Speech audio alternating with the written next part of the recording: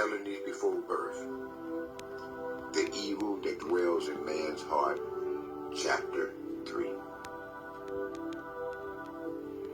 Just as the rain and the snow fall down from the heavens, watering the earth and making its buds flourish, so that it yields seed for the sower and bread for the eater, so will every word that flows from God's mouth. It will not return to God empty, but will accomplish and achieve the purpose for which God gave it. The Holy Bible. The season of fall was upon me, and Sophie wasn't getting any better. As a matter of fact, she was getting worse, and I didn't know what to do. I couldn't leave her without taking my child. God had warned me not to leave the child in the hands of evil.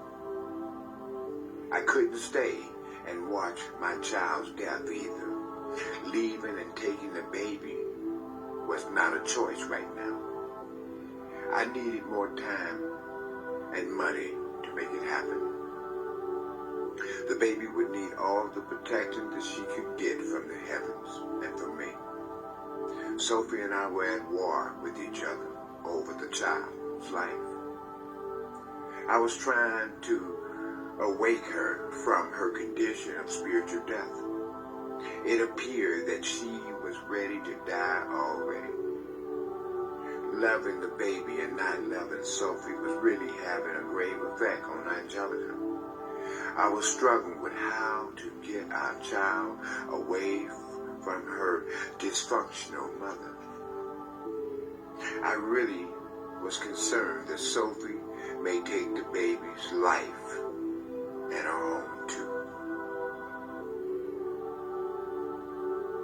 I had warned Sophie many times that if she didn't change her ways, I would leave her for good, but she had figured it all out. She knew that she had the power to make me stay because of our child. She knew that she had something that I loved very much, and she was right about that. She thought she held all the cards to make me stay.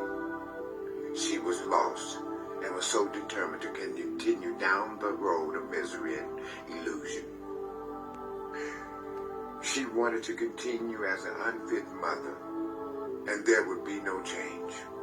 It was a clear understanding to me that I was losing the battle and the odds were stacking up against Angelica and I.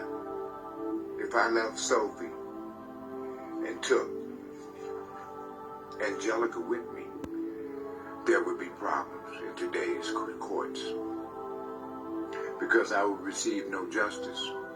A black man looking for justice in our court system is like looking for a needle in a haystack. No one knew that I had a close relationship with God, but God and I. Sophie managed to turn her family against me, and they railed around her and were trying to move me out of the way. Sophie and her family couldn't comprehend my love for my child. They acted like it was against the law for me to love my child and not the mother.